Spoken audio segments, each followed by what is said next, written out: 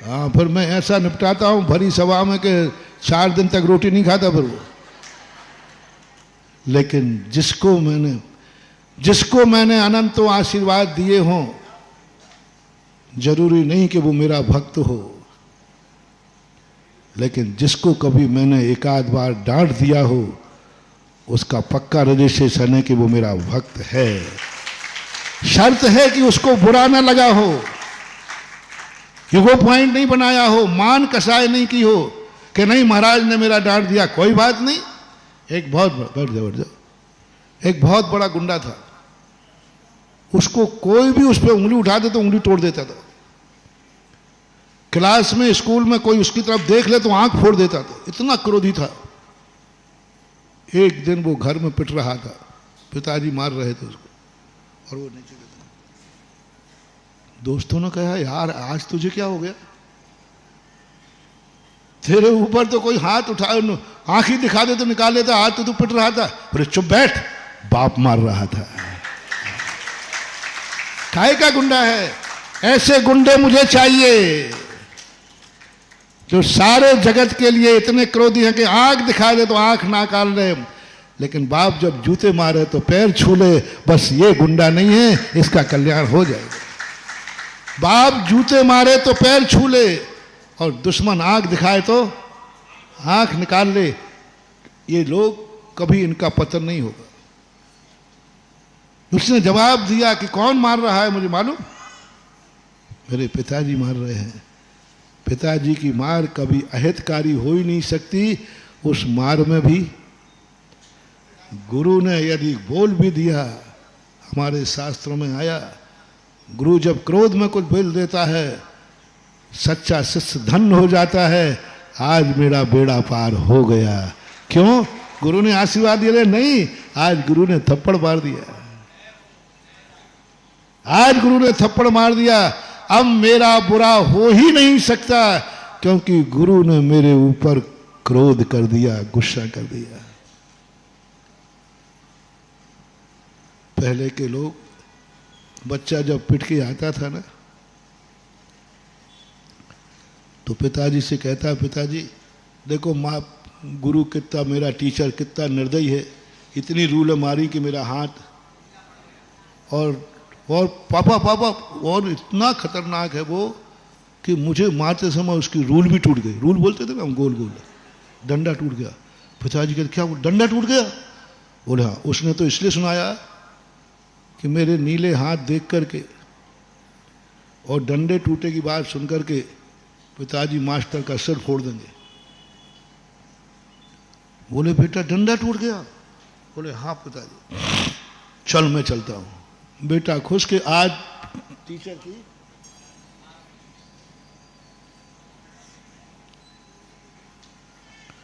और वो तो स्कूल की तरफ ना जाकर के बाजार में चला गया और बाजार में एक नई रूल खरीदी।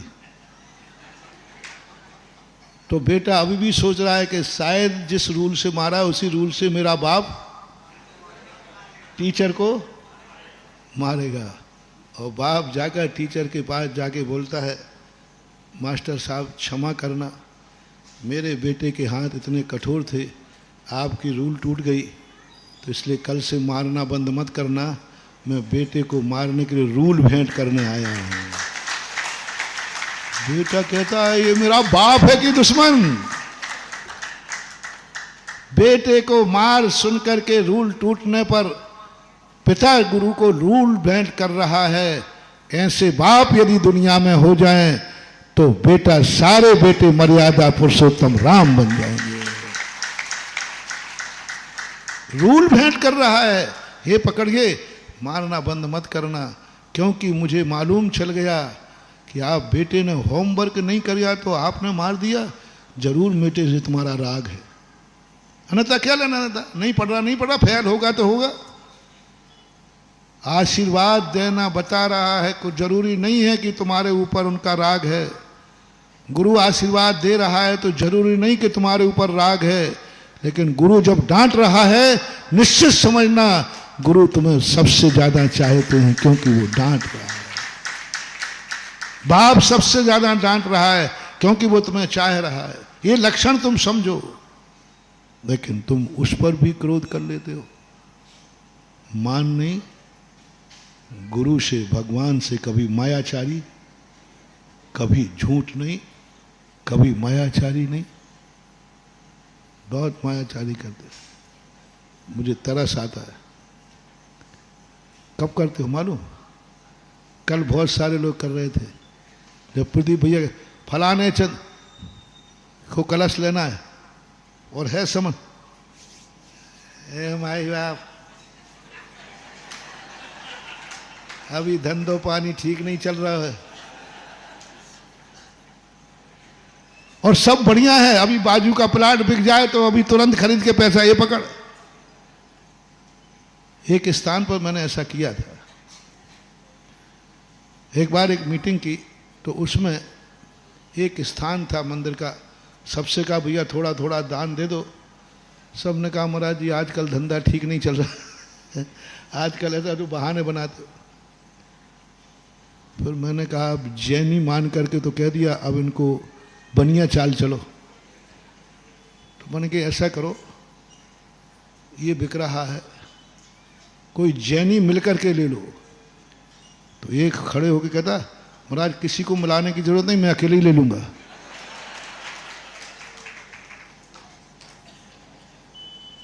वो कोई गलत व्यक्ति का था, वो गलत हाथ में जा रहा था, मंदिर के पास का प्लाट था। तो हमने कहा देखो यहाँ कोई गलत आदमी आ जाएगा, कोई शराबी मांसाहारी आ जाएगा, क्योंकि उसको लेने वाले लोग जो थे वो मांसाहारियों के लिए बहुत काम का था, वो लेना चाहे। इसलिए मैंने कहा भाई सब मिल के ले लो। नहीं, और जब एक की बात आई तो उन्होंने कहा महाराज आप किसी को नहीं, आप तो आशीर्वाद, मैं अकेले ही काफ़ी हूँ। बोलो ये छल कपट आप लोग करते हो कि नहीं? झूठ बोले कौआ काटे। क्या गुरु से छुपा रहे हो? क्या गुरु के सामने मायाचारी कर रहे हो? गुरु के सामने खुली किताब होना चाहिए। लोभ, गुरु से कोई स्वार्थ की सिद्धि मत करना, ऐसा लोभ मत करना जो लोभ गुरु की मर्यादा के खिलाफ हो। कोई ऐसा स्वार्थ, ये स्थितियां आपकी बन गई। तो मैं मन घात की बात कर रहा था। मन को इतना विक्षिप्त कर लेते हो तुम कि तुम भूल जाते हो कि गुरु है, तुम भूल जाते हो माँ बाप हैं, भूल जाते हो ये मेरा परिवार है, भूल जाते हो कि मैं कल ही इसी टीवी को लाया था और आज क्रोध में उठा के फेंक दिया। इस समय तुम्हें नरक गति का बंध होता है, क्योंकि तुमने मन का घात किया है। ये छूट तुम्हें नहीं है, आगम पर के घात की छूट है, जो मैंने पहले बता दिया, आत्मघात की छूट नहीं। इसी प्रकार 10 प्राण होते हैं, मन, वचन प्राण। वचनों में ऐसे क्रोध में बोलते हो और फड़फड़ा रहे हैं, इतना वचन कि सामने वाले का अटैक हो जाए, सामने वाले को कुछ भी हो जाए। नहीं, काया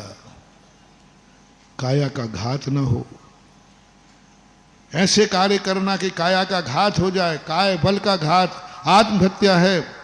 इसलिए जिस समय व्यक्ति ऐसे कार्य कर रहा है, काया का घात हो रहा है, जैसे गुटखा खा रहा है, सिगरेट पी रहा है, कोई ऐसे अनैतिक कार्य कर रहा है जिससे काया का घात होता है।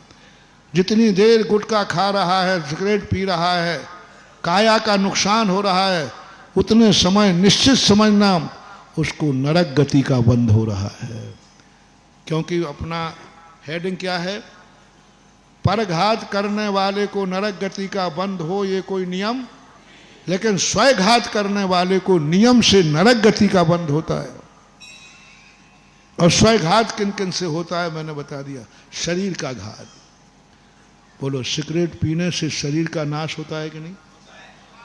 गुटखा से, जिससे आपका शरीर कमजोर पड़ता हो, शरीर नाश होता हो, वो कार्य जब तुम करोगे तब नरक गति का बंध होता। ये 3 बल कभी नष्ट मत होने देना।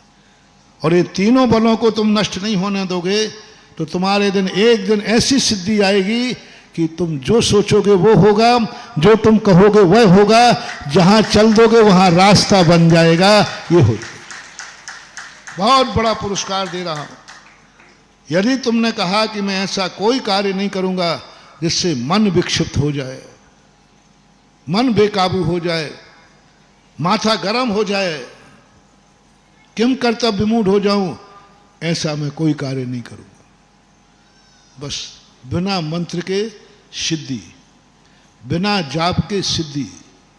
आप 6 महीने करके देख लीजिए, 6 महीने बाद आपका मन इतना बलवान हो जाएगा, इस मन में जो सोचोगे वह होना शुरू हो जाएगा।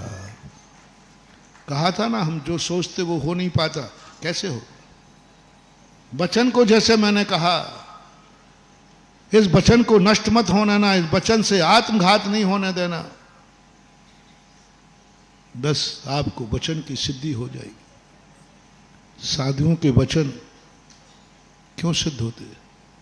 मुनियों के वचन न झूठे हों जो कुछ मुख से, क्यों? वचन बल की सिद्धि की है।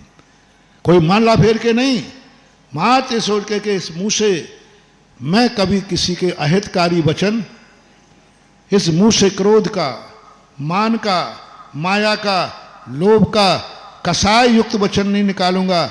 डांटूंगा तो ऊपर से डांटूंगा, अंदर से नहीं डांटूंगा। ये कभी साधु डांटता है लेकिन अंदर से नहीं। गुरु कई बार चेले से कहता है गुस्से में आके, जा तेरा कल्याण कभी नहीं हुआ, मूर्ख कहेगा। लेकिन ये बात अंदर से कही कि ऊपर से? ये जो साधु नियम ले ले आके, मैं कभी अपने मुंह से किसी को अंदर से द्वेष करके नहीं दूंगा, जाओ वचन सिद्धि हो जाएगी, आपको भी हो जाएगी।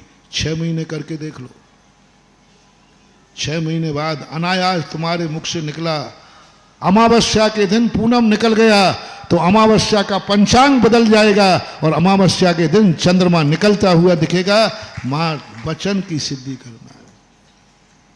काय का बल, काय की शक्ति कैसे आ जाती है? शक्तियां काय में। आप लोग दंग रह जाते हो साधियों की शक्ति देख करके। जब विहार करते हैं 30-40 किलोमीटर, अंतराय है, उपवास है। तुम्हें लग रहा है कि कल मेरा उपवास था, आज प्रवचन में लग रहा भैया कल हम ऐसे दहाड़ रहा हूं जैसे कल खा पी करके आया हूं।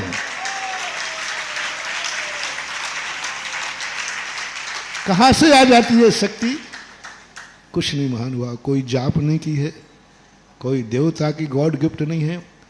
बस एक ही भाव किया है, मैं ऐसा कोई भी कार्य नहीं करूंगा जिससे मेरे शरीर का घात हो। और आप लोग वो कर रहे हो, इसलिए आपकी शक्ति नहीं होती। ये 3 और अब आपका समय हो गया, क्योंकि 9:35 हो गए। हमने कहा ना समापन का समय फिक्स